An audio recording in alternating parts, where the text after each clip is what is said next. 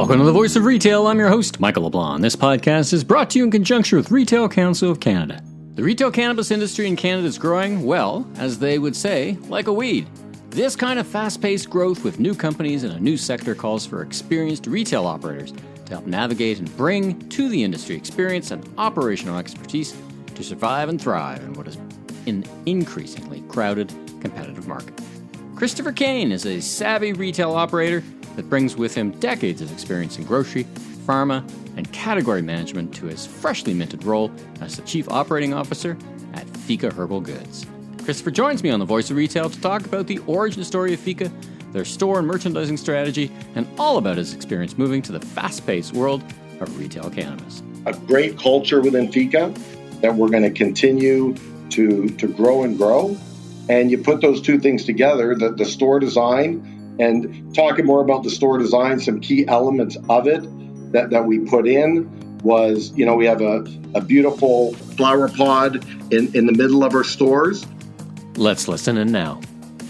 Christopher, welcome to the Voice of Retail podcast. How are you doing this morning? I'm doing great, Michael. Thanks for having me.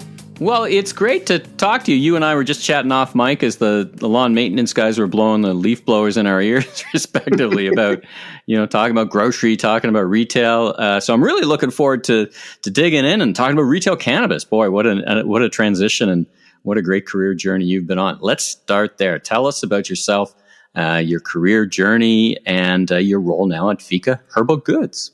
My career journey goes from way back when I was 13 years old working in a convenience store.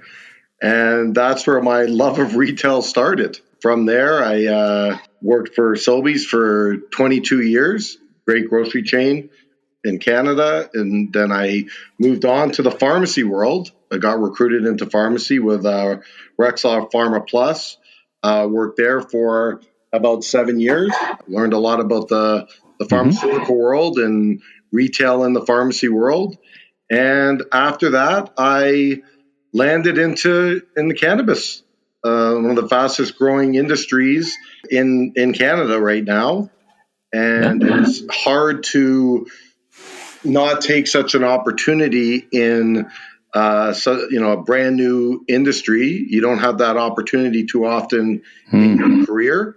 It was hard to turn that down. And then when Fika came about, just an incredible opportunity to build something that is really going to change the landscape of how cannabis retail is looked at. You were right at that inflection point, right, where pharma and grocery came together, and now it's hard to think of the two apart. I mean, many of the big grocers are partnered so strongly with pharma, and now, as you said, you've jumped on and jumped into retail cannabis. I want to get back to that in a few minutes because I want to understand how you've adjusted from going to these big companies into cannabis and the size of cannabis and the industry it is. Very exciting. But let's talk about Fika. So a new type of cannabis retail. I talk to a lot of people and they all say something like that. So tell me about the origin story of the brand. What makes it different? What got you excited about it? Because I'm sure you've got plenty of options. So tell me all about Fika. We are going to redefine cannabis retail. And Fika, as it's often translated as a coffee and treat break. And one that encourages you to pause and enjoy the everyday beauty of life. And the vision for Fika came about because, we truly believe that there's an opening in the cannabis retail space that really we don't believe is filled. And I've had the opportunity of visiting hundreds of cannabis stores in both the U.S. and in Canada. Mm-hmm. And I've seen lots of really good things. I've seen things that maybe aren't so good. But overall, there truly is an opportunity here to build a brand and cannabis retail locations that are really going to resonate with the consumer and with a warm, inviting feeling and really making the customer feel at home and take away the stigma of cannabis And so far, in the one store we have opened in the Distillery District in Toronto, we have received great feedback.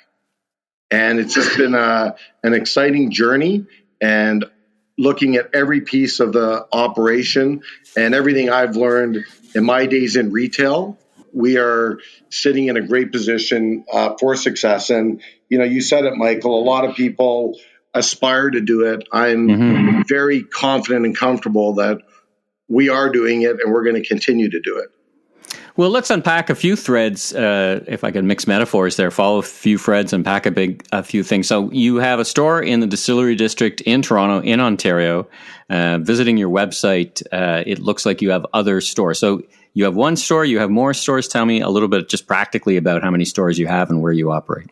We have the one store in Distillery District, and by the end of 2020, we could have as many as 15 more open. We have partnered with AAA real estate sites. We have partnered with Smart Centers. We've partnered with Dream, and we've partnered with Cadillac Fairview.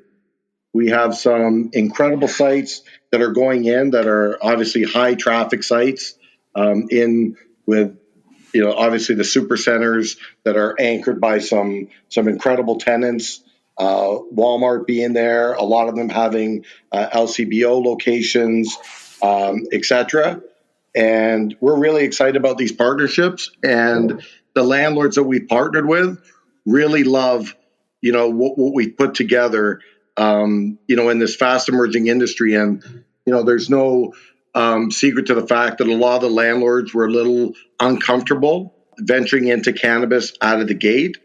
But when we showed them what we were going to put out there as a premium lifestyle brand, catering to the modern consumer, we have heard nothing but incredible feedback on what we're doing. You said a couple of times we want to dispel any kind of myths or any kind of stigmatization. So, as I hear that you're not simply going after the OG cannabis consumer, that you really are looking for those consumers that have yet to indulge or perhaps are getting back in. And just tell me about your customers and how that plays in your thinking of the brand. What we built, in our kind of warm environments in our stores and what we're looking for from our customers is what we've seen so far is we are catering to the experienced consumer in cannabis as well as a new consumer.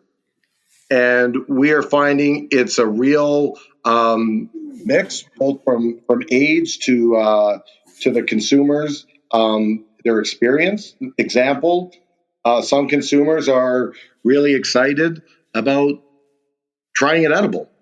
And there are consumers that have never been a cannabis consumer in their life so far. And they're excited about it. And we've built environments with the consumer where our people, which are the number one piece of our company, of the Fika brand, have made it very inviting. They're very well educated. We invest a lot in training the incredible people we've brought on board to the Fika family.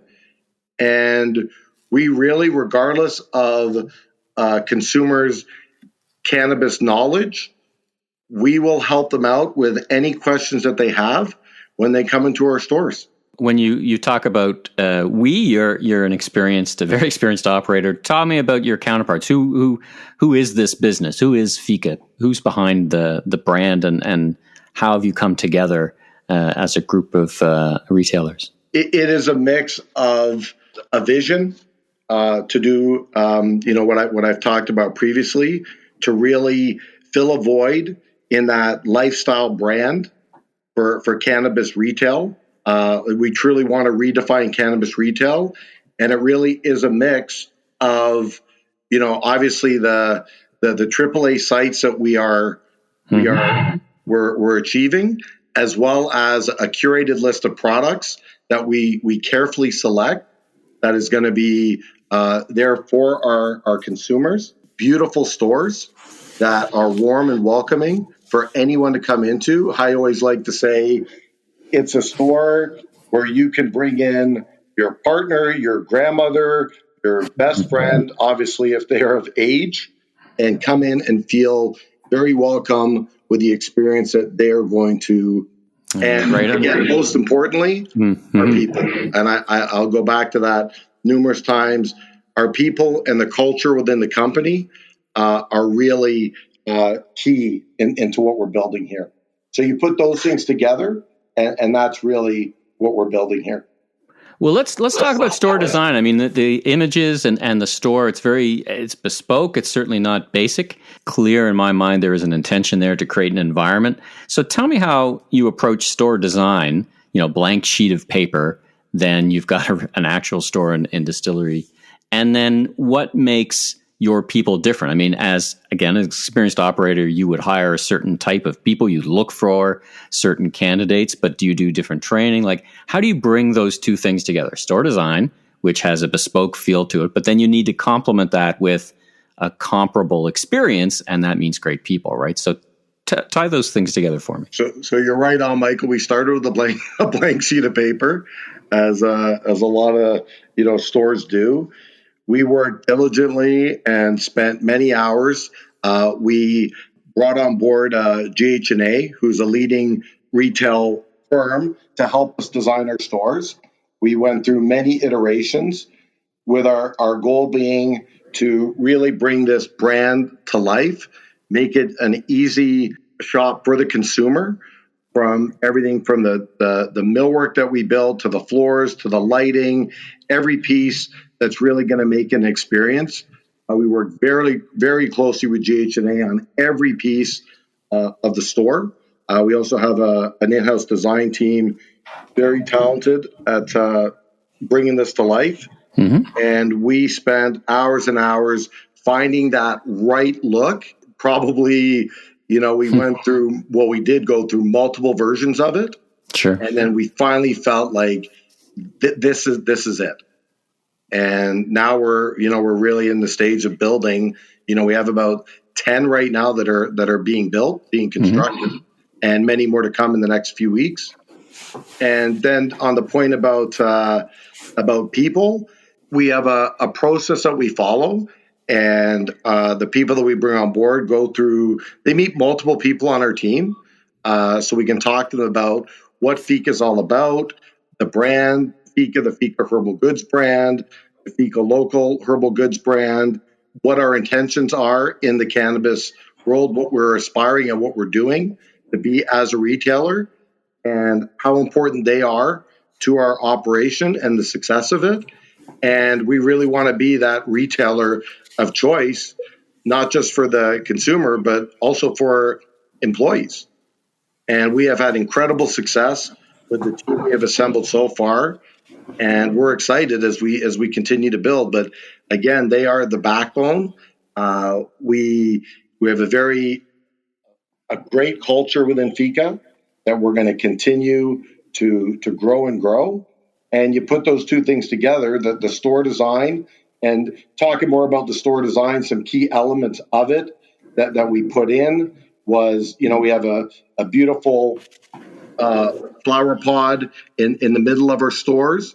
We have a tuck shop that highlights edibles, which obviously includes chocolates and gummies, as well as we've put a minimum of 2 refrigerators in every store to highlight the growing beverage category. We have a Fika lifestyle section. We have an exclusive agreement with Boy Smells Candles, which are infused candles, and it's a fantastic partnership there. We have an assortment of accessories, and we also, in our flagship stores, we have a vintage section where we will showcase LPs in smaller growing regions, and it's a section that we're gonna every 3 months put in the new 1 or 2 LPs, where we do have sensory pods in that section, and really promote the local LP. And the other thing we got away in our store design is, if you go into our stores, we don't have vanity packaging. When you walk into the store, you don't see the packaging that comes in, when it comes into the OCS or the manufacturer LP packaging. We did it quite differently than anybody else. using, microscopes to look at the actual bud and actually having, pictures of the product so a consumer can see exactly what they look like and not look at the packaging that's out in the marketplace. But really make the goal, the store design, the product, and our people really being, the star of the show.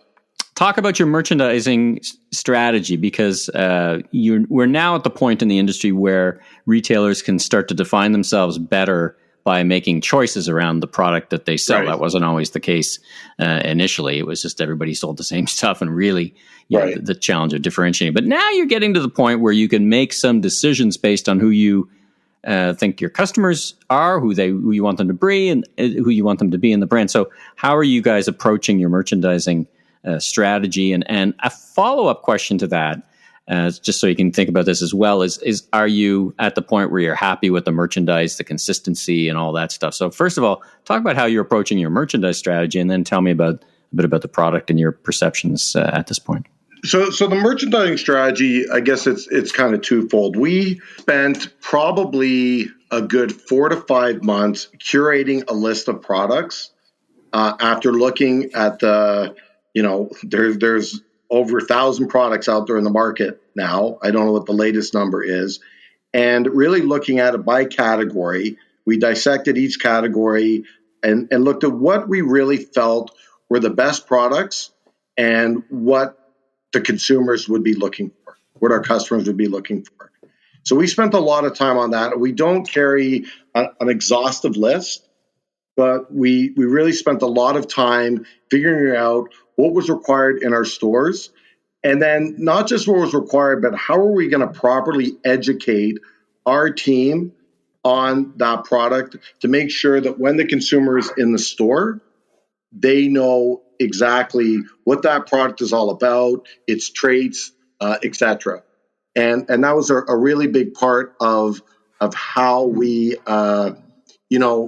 figured out what our products are going to be. Now that obviously marries up with the merchandising, and the two have to work together to make it work. So we kind of did them in parallel, and we kind of decided this is how many SKUs we want to carry. These are the SKUs that we believe are the best out there in the marketplace. And then here is how we want to place them to make it a very easy shop for our consumers when they come into our customers, when they come into our locations. And very easy for one of our, we call them, we have our managers, our lead educators, and our ambassadors, for them to be able to walk a customer around the store and explain to them each product and what they are and their traits within obviously the rules of what we're allowed to share to the customer. Right on. All right, well, let's change gears a little bit. I think about your background, Sobeys, Rexall, McKesson, recently Cole & Frisch, big companies, big infrastructure, regardless of the format that they're in. What was the transition like for you moving to Fika? I mean, that's like going into, you mentioned it before, it's an exciting category, but that's like going from a behemoth to a startup. I mean, McKesson is one of the world's biggest companies. Tell me about your observations about the transition, and what did you bring with, and what did you leave behind, kind of importantly, in this new role? I would say what I brought was a lot of learnings, and I say it quite often, a lot of more what you didn't do right than what you did do right, because you kind of learn from your mistakes, and we'll all continue to do them, and more by trying new things out, because retail is constantly innovating and it changes literally by the week. And so I brought a lot of learnings of what's worked in the past. And I do find in my travels through my career, there's a lot of common denominators in retail that are transferable into other retail environments. What I really loved about this, and I got the ability to do it in the other companies you mentioned, especially with Sobeys and with Rexall and McKesson, as much as they're larger companies, there's still a big entrepreneurial piece that exists in those large companies. And I've always loved and had the challenge of building teams that love to build things. And when I say build things, in this case, building the Fika brand, building our stores and just watching something grow. And I think that was it was transferable from the other areas that I had, and really just learning over the years, the senses at retail, the smell, the touch, the feel, the sight, the lighting, the flooring, the customer experience, probably the most important thing, and how you kind of bring that all together so it really gives your customers the first time they walk in, they're an experience where they're going to keep coming back. So a lot of things I learned over the years. The one thing that when you move into cannabis, that's probably one of the most challenging pieces is some of the things in your previous roles with those companies, call it grocery pharmacy, you can't do in cannabis retail because of the regulatory environment that it operates within. So you have to find some ways to do that, to market your brand, what you're building, and that's something where it's been a learning curve, being in the business now, pre legalization, really finding ways on how to build a brand in an industry that's so regulated. Well, let's tie those two thoughts together. Advice for the retailers and the listeners in terms of what you brought with you, what you learned. What are the if for those starting out on a similar venture, any words of wisdom or advice from your long experience and your recent experience in the cannabis business? Still a flourishing industry, and we want it to flourish more. So sharing is a great thing. Any thoughts of advice or boy, you should. I learned this, and I'm going to help you by telling it to you now. Any thoughts on that? I always say, visions are great, and when you look at what you want to build, a company culture, I think those are key, because without having the right passionate team of people on board, I don't believe it's going to be challenging to succeed. And I heard it a long time ago, and I've always kind of believed this, is that culture trumps strategy many times, and you do need a good strategy, but at the same time, without a good culture, you can have the greatest strategy in the world. It's probably, chances are, it's not going to succeed. And the other thing that is in any retail environment, whether it be cannabis, you need to be able to pivot pretty quickly. Whether it's a change in shopping patterns, whether it's something you want to adjust in your store, you really need to be able to move quickly, not have a lot of layers that you have to go through to make things move, which can happen in bigger companies, and understandably so, because you're dealing with more locations, et cetera, and you make one move and it can affect location. Absolutely. So you have to be careful, but you gotta move quick, and you gotta make decisions quick. And in the cannabis industry, for those that have followed it for since inception, it's probably evolved. I'm going to just throw this out there, 10 times faster than any other business that's come to fruition. I mean, it went from a nascent business now to a very evolved business that's constantly changing. And the other advice I would give and this is specific to the cannabis industry, there's a lot of competition out there, but what's really important for anybody entering is there are some areas where the cannabis industry does have to mold together. It is highly regulated. I believe I've worked with a few of the control boards across Canada, and I do find they can be quite reasonable if you do come forward with them something that really doesn't make sense. I mean, they put this together fairly quickly. They're willing to adapt, but it's something that the industry as a whole has to work together on at refining some of the regulations that are out there, especially as the business does get more and more competitive. Yeah, it's really, the business is maturing from that perspective for sure. And the good news, I guess, is that there's a review process coming up for the federal legislation coming up soon. I've heard many retailers talk about opening up limits on things like the edibles and the consumption and the what goes in them. And so I think there's lots of that. And I've always said that the I use the cannabis retail industry. You guys have dynamism and agility built into your DNA because you had to do it. And many, I think, retailers are looking for lessons during the COVID era to cannabis retailers because you were if anybody was ever ready for the times we're in, it was probably the retail cannabis industry. So listen, it's been great getting to know you and getting to know the brand. Where can people go to learn more? What's your website? Tell us about that. So first, it'd be great if anyone wants to visit us at our store in Distillery District. We'd love to have you there, 49 Tank House Lane. Visit our website anytime. We have lots of wonderful stores up and coming. We actually have a store opening up this week in St. Thomas. Yeah. And you can visit our website anytime at fikasupply.com. And it will give you all the information that you need. And it's a beautiful website. And it'll talk about our locations, where our stores are, has our list. You can order our product on Dutchie and watch this Fika Herbal Goods brand grow over the near future. And you will see us in a lot of towns and cities moving forward. We're really excited. We have stores coming in London, in St. Thomas, Sudbury, Windsor, Scarborough, Oshawa, Barrie, some more in Toronto. And we're so excited about this journey that we are on. And please visit our website at fikasupply.com. And that's we're really excited about what the future holds for the cannabis industry, and as we build these wonderful stores and grow our team.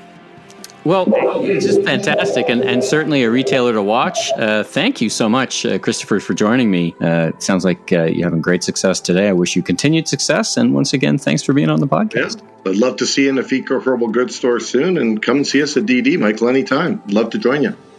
Thanks for tuning in to today's episode of The Voice of Retail. Be sure and follow the podcast on Apple, Spotify, or wherever you enjoy podcasts so you don't miss out on the latest episodes, industry news, and insights. If you enjoyed this episode, please consider leaving a rating review, as it really helps us grow so that we continue to get amazing guests onto the show. I'm your host, Michael LeBlanc, president of LeBlanc Company Inc., and if you're looking for more content or want to chat, follow me on LinkedIn or visit my website at meleblanc.co. Until next time, stay safe, have a great week.